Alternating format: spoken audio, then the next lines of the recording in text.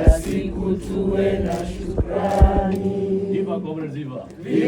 the DCI has not as of yet mapped the scene of crime 1 year later. Yet we all know where that shooting of Rex Masai happened. Those streets belong to us.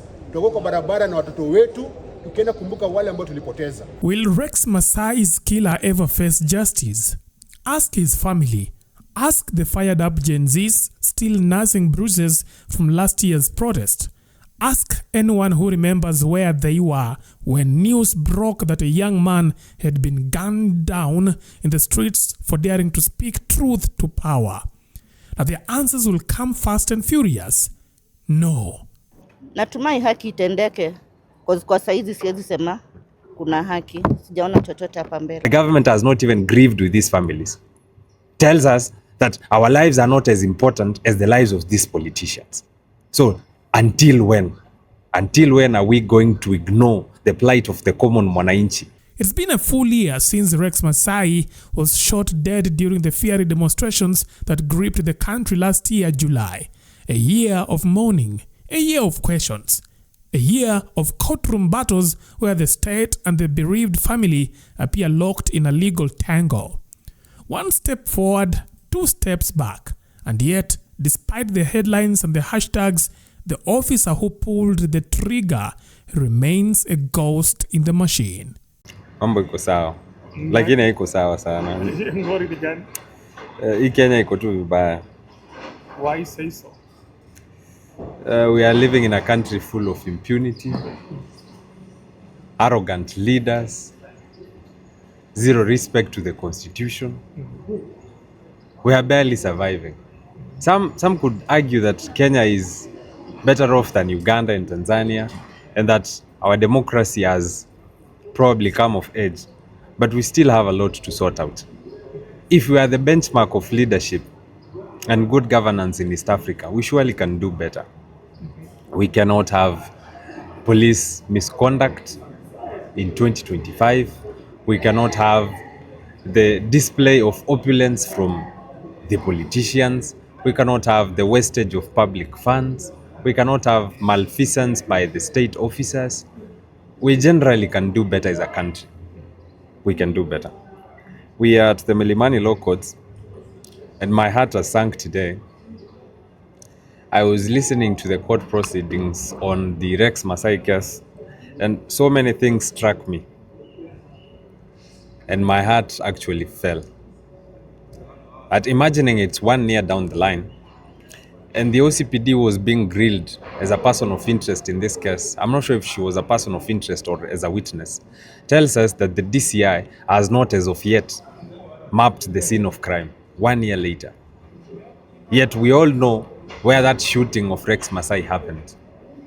You tell us that the media people are doing a better job than the DCI officers because the DCI is in charge of all investigations in Kenya. That she is telling us that there wasn't an operation in Nairobi.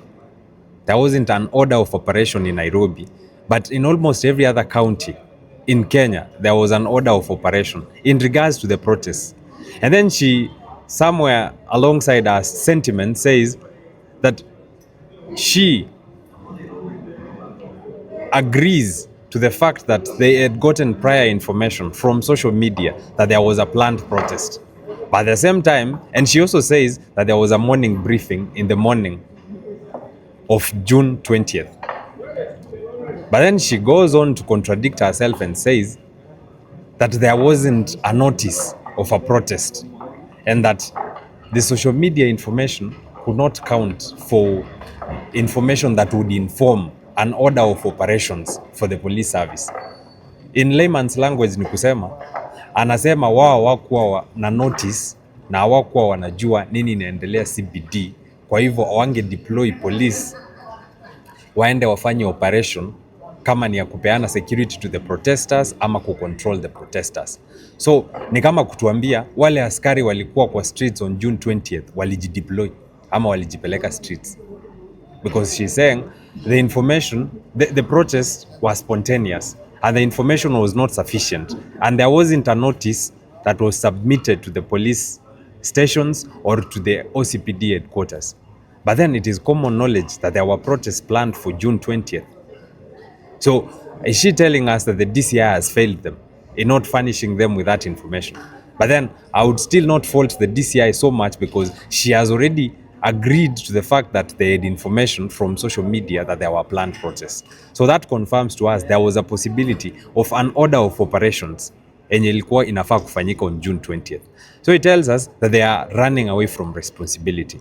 The police want to pretend that they were not in charge of controlling protests and protesters on June 20th. So who was in charge? Then she tells us, the OCPD, that she tells us that every police officer is personally responsible for their actions. She quite evades the question on command responsibility that was asked by one of our learned senior counsels, telling us that every police officer is responsible for their actions, evades answering the question on who gave the order, because police are ordered from the top. The name OCPD means an officer commanding a police district. What does the word commanding mean? That there are orders and commands given. So as a police officer who's been trained for more than 20 years, telling us that and trying to evade the question on command responsibility and telling us that the police officer should be responsible for their actions is actually insulting our intelligence and telling us that we are running away from taking responsibility as the police bosses and as the senior officers. And we are going to always run away from responsibility when crisis strikes. We are always going to throw our junior officers under the bus. This has happened before, and it has happened again in the case of Albert Ojwang. They have already indicted the junior officers, but they have subsequently left out the police bosses who gave the orders. James Mukwana, one of the officers based at the Central Police Station, told us that he received orders from the OCS, who received orders from the DIG on how to handle Albert Ojwang. That tells you that there was a chain of command issuing orders. So, till when are the police bosses going to escape and run away from responsibility when crisis strikes and when one of us when one of us is shot dead on the streets, or when the police abuse their power? So can we get to that as Kenyans? Because we need to discuss some of these issues. Because if we do not address some of these issues, the police officers, the top bosses, will always misuse their power, issue commands, then evade responsibility by saying that every police officer is responsible for their actions. It would also interest you that the OCPD told us that she did not type the statement she was reading. Yes, that the statement was typed by someone else. That tells you that there is someone who is micromanaging the police bosses. There is someone from the top who is micromanaging these police bosses to issue perfunctory statements and to issue statements that do not hold water because they are following a certain order. That brings us back to the command responsibility, that someone has ordered her on what to say and how to say it and when to say it. And she even says she signed that statement. How do you sign a statement you've not typed, you've not written, and you do not agree with? That tells you that this is a cooked up thing, that the entire police service looks like a cover story. It looks like a cover story. It appears to us like we're living in a movie. The things we see in movies and series out there is what we are seeing here at the Milimani Law Courts. The OCPD also tells us that there wasn't any report that was forwarded to her about the use of live bullets, confirming to us that live bullets were not used on June 20th. But we know a live bullet was fired and shot Rex, and Rex succumbed to that bullet. She tells us that the numbers don't lie, and that the live bullets that were at the armory of almost all police stations in Nairobi, the 5 of them, were intact. None was used. So where did that officer get that bullet to fire at Rex Masai? Are you telling us that the police are getting bullets from somewhere else? Are you telling us that the police are sourcing guns from somewhere else? Because she evades this in saying that it is possible that a civilian might have shot at Rex, that there are licensed private gun owners in Nairobi that might have fired at Rex. What crime had Rex done to vex a business person or a private licensed gun holder to provoke him or her to the point of shooting him. And we all saw that clip, we all saw that video. We know who fired the shot. So all this big language and big English is trying to circumvent and waste our time on baseless sentiments, and we know the truth. And someone is trying to cover up.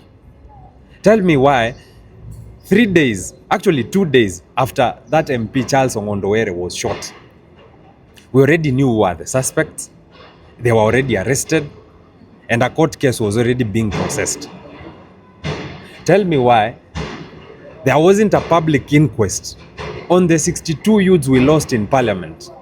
Imagine, 62 people. There isn't a parliamentary inquest to today. But then the parliament, in its clout-chasing role, goes ahead to put together a public inquest on the death of Albert Ojwang because it provoked everyone in Kenya, and it brought the national interest and brought all of us talking on the same issue. So if we hadn't given publicity to the Albert Ojwang case, are you telling us that there wouldn't have been a parliamentary inquest on the same? Because our parliament is very selective. On things that appear to matter to their top bosses, they are quick to act. But on things that matter to the common citizen, the poor citizens, the proletariat, they are slow to act. And we've seen the same with most of the security agencies and the security personnel. Because before we get to the IPOA, we have the internal affairs unit of the police service. Have they given a report on the murder of Gen Zs in June 2024? Probably there isn't a report, and probably they are dragging their time. So is this a country we want? Is this a police service we want?